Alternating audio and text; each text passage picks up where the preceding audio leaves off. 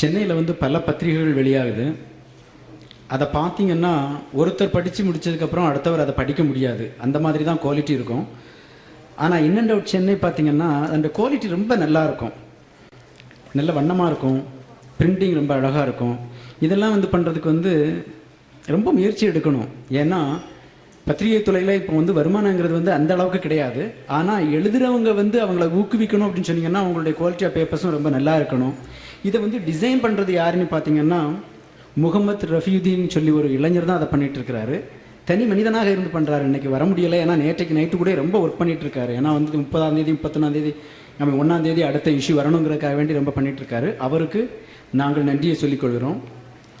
அடுத்து நாம் ஆவலுடன் எதிர்பார்த்திருந்த திரு நடராஜ் அவர்கள், உங்களுடைய வருகையால் இந்த விழா உண்மையாகவே ஒரு சிறப்படைந்தது. உங்களுடைய பேச்சை கேட்க ஆவலாக இருக்கிறோம். வாருங்கள்.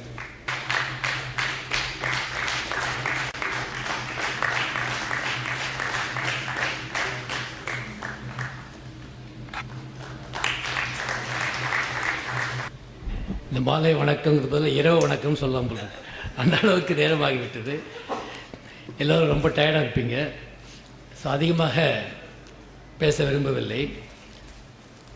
ஏன்னா நாங்கள்லாம் பேச வேண்டியது திரு கணேசன் அவர்கள் நிறைய பேசிட்டார். தொகுத்து வழங்குவர் அவர் தொகுத்துக்கொண்டே நிறையவே பேசிவிட்டார். திரு ஹரிகிருஷ்ணன் சொல்லும்பொழுது வின்ஸ்டன் சர்ச்சில் பற்றி அவர் சொன்னார். அதெல்லாம் நானும் அப்போ தான் எனக்கு வின்ஸ்டன் சர்ச்சில் பற்றி இன்னொரு நிகழ்வு ஞாபகத்துக்கு வந்தது. வின்ஸ்டன் சர்ச்சில் ஒரு நிகழ்ச்சிக்கு எப்படி என்ன அழைச்சாங்களோ அதே மாதிரி நிகழ்ச்சிக்கு அழைப்பதற்காக அவர்களிடம் சென்றார்கள்.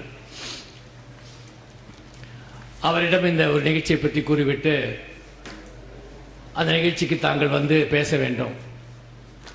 ஸோ அது அவர்களிடம் அவர் கேட்டார், எவ்வளவு நேரம் பேச வேண்டும் என்று அவர் கேட்டபொழுது, நீங்களே முடிவு பண்ணுங்க, எவ்வளோ நேரம் பேசினாலும் பேசலாம். இல்லை, எனக்கு 5 நிமிடம் பேச வேண்டும் என்றால் எனக்கு 1 வாரம் அவகாசம் வேண்டும் தயாரிப்பதற்கு. 10 நிமிடம் என்றால் ஒரு 3 நாட்கள் குறைந்த எனக்கு வேண்டும், அவகாசம் வேண்டும். ஆனால் 5 நிமிடம் பேச வேண்டும் என்றால் இப்பொழுதே நான் 1 மணி நேரம் பேச வேண்டும் என்றால் இப்பொழுதே தயாராக இருக்கிறேன் என்று அவர் கூறினார். அது மாதிரி சிறிது நேரம் பேச வேண்டும், 5 நிமிடம் பேச வேண்டும், 3 நிமிடம் பேச வேண்டும் என்றால் அது மிக கடினம். Brevity is a soul of wit என்று கூறுவார்கள். ஸோ அந்த அளவுக்கு எல்லாவற்றையும் குறுகிய காலத்தில் குறுகிய நேரத்தில் இந்த பரிமாணத்தில் வைத்து சொல்வது என்பது மிக மிக கடினம். ஆனால் இந்த குழந்தை ஆரத்தி இந்த வயதில் இவ்வளவு சிறப்பாக, எவ்வளவோ சர்வகல வள்ளி என்று கூறலாம், அந்த அளவுக்கு அவள் ஒரு தேர்ச்சி பெற்றிருக்கிறாள் என்றால் உண்மையாகவே நாம் பாராட்ட வேண்டும், பெருமை கொள்ள வேண்டும். ஏன்னா இந்த வயதில் மாணவர்கள் எவ்வாறு இருக்கிறார்கள், இளைஞர்கள் எவ்வாறு இருக்கிறார்கள், ஏன்னா அந்த ஊடகங்கள் எவ்வாறு இருக்கின்றன, நமக்கு தகவல்கள் எவ்வாறு வருகின்றன, எவ்வளவோ திசை திருப்பக்கூடிய விஷயங்கள் இந்த சமுதாயத்தில் இருக்கின்றன.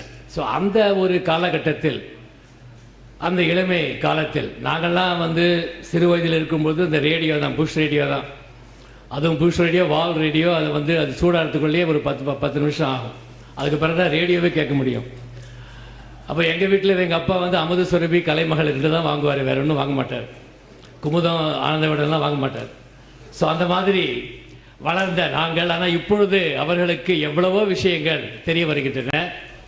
ஆனால் அதில் வந்து உயர்ந்த விஷயங்களை வைத்துக்கொண்டு சமுதாயத்திற்கு ஏதாவது ஒரு செய்தியை சொல்ல வேண்டும். அவர்களிடம் பேசிய பொழுது ஆரத்தி சொன்னால், நான் ஒரு மேஜிக் ஷோ செய்யும்போது கூட அந்த மேஜிக் ஷோ மூலமாக ஒரு செய்தியை கொடுக்க வேண்டும். எவ்வாறு புகைப்பிடிப்பது ஒரு கெட்ட பழக்கம், அதில் போதை அருந்துவது, போதை எடுப்பது ஒரு கெட்ட பழக்கம் என்பதை எவ்வாறு அது நமக்கு சமுதாயத்திற்கு ஒரு கேடு விளைவிக்கும் என்பதை பற்றி நான் எடுத்து கூறுவேன் என்று சொன்னாக எனக்கு மிக மிக பிடித்திருந்தது. அது முக்கியம். அது நம்ம இந்த குறும்படத்திலிருந்து தெரிய வந்தது. அதை பற்றி டாக்டர் ராஜன் அவர்கள், மோகன்ராஜ் அவர்கள் அழகாக, மிக தெளிவாக, உணர்ச்சி பூர்வமாக அவர் எடுத்து கூறினார்கள். அப்புறம் அந்த அவர்களுடைய வித்யா, அவருடைய ஞானத்தை பற்றியும் சித்ரா ரவி அவர்கள் மிக அழகாக எடுத்து கூறினார்கள். அந்த அளவுக்கு அந்த குறும்படம் எல்லோரையும் பாதித்தது. ராஜன் அவர்கள் சொல்லும்பொழுது கூட எந்த அளவுக்கு இந்த கண் பார்வையற்றவர்கள் அவர்கள் அல்லல் படுகிறார்கள். அது அவர் கொடுத்த ஸ்டாட்டிஸ்டிக்ஸ் பார்த்தா கிட்டத்தட்ட 25 மில்லியன் என்று கூறினார். எனக்கு ஒரு முறை அவர்கள் கூறிய போது 25 லட்சம் என்று சொன்னார்கள். நீங்கள் 25 மில்லியன் சொன்னீங்க பார்வையற்றவர்கள் இந்தியாவில் இருக்கக்கூடியவர்கள். ஏன்னா எனக்கு இந்த பார்வையற்றவர்கள் அடிக்கடி என்னை பார்ப்பாங்க. நான் ஆணையராக இருந்தபோது கூட அவர்கள் பார்த்தார்கள். அவர் 25 million India all India. Okay, எனக்கு சொன்னது 25 லட்சம் சொன்னது எனக்கு அதுவும் சொன்னாங்க. அது தவிர எவ்வளவு பார்வையற்றவர்கள் இருக்கிறார்கள், மாற்றுத்திறனாளிகள் எவ்வளவு இருக்கிறார்கள் என்ற கணக்கே இந்தியாவை பொறுத்தவரை சரியாக இல்லை. ஓகே, ஸோ என்று அவர்கள் குறை கூறுவார்கள். அவர்கள் என்னை பார்த்தபோது கூட பார்வையற்றவர்களுக்கு சமுதாயத்தில் ஒரு அங்கீகாரம் இல்லை. எங்க ஒரு பணிக்கு சென்றால் கூட இப்பொழுது அரசு பணியில் மாற்றுத்திறனாளிகளுக்கு 3% அவர்களுக்கு இடஒதுக்கீடு இருக்கிறது. இது எந்த ஒரு ஜாதியாக இருந்தாலும் சரி, மாற்றுத்திறனாளிகளுக்கு 3%, கண் பார்வையற்றவர்களுக்கு அதில் 1% உண்டு. ஆனால் கண் பார்வையற்றவர்கள் அவர்களுக்கு வேலை கொடுப்பதில் எவ்வளவோ பிரச்சனை இருக்குது. ஒவ்வொரு அரசு துறையும் எங்களுக்கு கண் பார்வையற்றவர்கள் தேவையில்லை, அவர்களை நாங்கள் வேலைக்கு எடுக்க முடியாது, கண் பார்வையற்றவர்களுக்கான வேலை எங்களிடம் இல்லை என்று அவர்கள் மறுத்து விடுகிறார்கள். ஆனால் இந்த வருடம் பிரத்யேகமாக மாற்றுத்திறனாளிகளுக்கென்று ஒரு தேர்வு நடத்தி அதில் முதல் முறையாக 22 கண் பார்வையற்றவர்களுக்கு வேலை கொடுத்த அரசு வேலை. முதல்ல அவர்களுக்கு கொடுக்க முடியாது என்று சொன்னார்கள். நான் ஒவ்வொரு துறையும் அவர்களிடம் சென்று அது கொடுத்துதான் ஆக வேண்டும், அவர்களுக்கு நீங்கள் வேலை. எங்களுடைய துறையில் அரசு தேர்வாணைய துறையில் ஒரு மாற்றுத்திறனாளி, இவ்வளவு மாற்றுத்திறனாளி இருக்கிறார்கள், கண் பார்வையற்றவர்கள் அவர்களுக்கு ஒரு பணி கொடுத்திருக்கிறோம். அவர்களுக்கு அந்த கிரீவன்ஸ் யாருக்கு என்ன குறைகள் இருக்கிறோ அந்த குறைகளை கேட்டு நீ அவர்களுக்கு பதில் சொல் என்று அந்த ஒரு வேலையை அவர்கள் கொடுத்திருக்கோம். மிக திறம்பட அவர்கள் செய்கிறார்கள். அந்த போன் வந்தால் ரெண்டு தடவை தான் அடிக்கும், உடனே எடுத்துருவாங்க. அது உடனே அவர்களுக்கு எல்லாம் ஞாபக சக்தி அதிகமாக இருக்கும். நாங்கள் என்னென்ன ஆணைகள் சொன்னோமோ எந்த ஒரு குறையை சொன்னாலும் உடனே அவர்களால் பதில் சொல்ல முடியும்.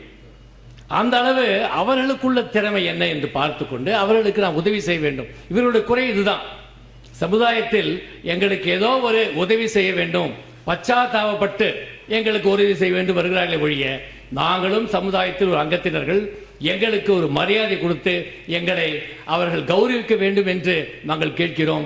அது எங்களுக்கு மறுக்கப்படுகிறது என்று அவர்கள் கூறுகிறார்கள். அந்த கண்ணியம் அது ஒரு மிக அடிப்படை உரிமை.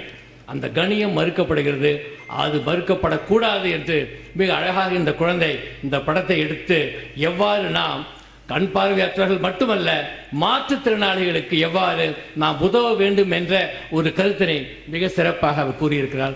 அவருக்கு என்னுடைய பாராட்டுக்களை தெரிவித்துக் கொள்கிறேன். நீ எவ்வளவோ பேசணும்னு இருக்கு. இந்த புத்தகத்தில் எனக்கு பிடிச்ச பாடல்கள் நிறைய இருக்கு. ஸோ அது மாதிரி தான் ஒவ்வொரு பாடலும் நான் என்னுடைய கட்டுரைகளிலையும் எம்ஜிஆர் பாடல்களை நான் உபயோகித்து ஒரு கருத்தினை மிக அழகாக எடுத்து கூறுவதற்கு மிக உபயோகமாக இருக்கக்கூடிய எவ்வளவோ பாடல்கள் அவருக்கு அவ்வளவு நன்றாக அமைந்திருக்கிறது. அதை வைத்துக்கொண்டு நல்ல கருத்துக்களை இந்த குழந்தை அந்த புத்தகம் மூலமாக கூறியிருக்கிறார். நான் இந்த புத்தகத்தின் ஒரு முகவுரையில் கூட சொல்லியிருக்கிறேன். இந்த ஒரு பருவத்தில் எல்லாரும் ஜஸ்ட் சில் என்று சும்மா அப்படிதான் எல்லாரும் இருக்கக்கூடிய இளைஞர்கள். நான் கூட என்னோட பையன்கிட்ட ஏதாவது பேச ஆரம்பிச்சோம்னா, அப்பா ஜஸ்ட் சில், கொஞ்சம் நீ குளிர்ந்து கொள், ரொம்ப அலட்டிக்காத, இப்படி தான் பேசுறாங்க. ஆனா ஒரு சூடோடு ஒரு உணர்ச்சியோடு ஒரு மிக சிறந்த கருத்துக்களை எளிமையாக அவர் கொடுத்திருக்கிறார். அவருக்கு என்னுடைய பாராட்டுக்கள். நிச்சயமாக அவருக்கு ஒரு நல்ல ஒரு எதிர்காலம் காத்து கொண்டிருக்கிறது. அவருக்கு என்னுடைய வாழ்த்துக்களை கூறி மிக சிறப்பாக இந்த விழாவினை ஏற்பாடு செய்த திரு விஜயகுமார் அவர்களுக்கும் என்னுடைய பாராட்டுத்தை தெரிவித்து, அந்த குறும்படத்தில் நடித்தவர்கள் மிக சிறப்பாக நடித்தார்கள். அவர்களும் சில பேர் வந்திருக்கிறார். தந்தையாக நடித்தவர் ரொம்ப அழகாக, ரொம்ப ஒரு இயல்பாக அந்த நடிப்பு இருந்தது. ஏன்னா இந்த மாதிரியே ஒரு அமைச்சர் இதில் நடிப்பு சரியாக இல்லைன்னா நமக்கு அது எடுபடாது. நல்ல ஒரு கருத்து கொடுக்கும் பொழுது. ஆனால் அவ்வளவு நயமாக அவர்கள் இயல்பாக நடித்தார்கள். அந்த கருத்தும் எனக்கும் அந்த பேம்புவை பற்றி அதை பற்றி அந்த இந்த புல்லாங்குழல் அப்படிங்கிறது நல்ல ஒரு கருத்தாக இருந்தது. ஒரு சிறப்பான ஒரு குறும்படம், ஒரு சிறப்பான ஒரு புத்தகம், ஒரு சிறப்பான ஒரு நிகழ்ச்சி. இந்த கூட்டம் குறைவாக இருந்தாலும் மனதுக்கு நிறைவாக இருக்கிறது. அதான் நான் ஹரிகிருஷ்ணனை சொன்னேன், புகழேந்தி அவர் வந்திருக்கிறார்கள், அவர் ஒரு சைகை காட்டினால் ஒரு பெரிய கூட்டத்தை திரட்ட முடியும். அவர் ஏன் செய்யவில்லை என்று தெரியவில்லை. ஆனால் நிறைய பேர் வந்திருக்கிறீர்கள், மனம் நிறைவாக இருக்கிறது. எல்லோருக்கும் என்னுடைய வாழ்த்துக்கள் தெரிவித்து விடைபெறுகிறேன். நன்றி.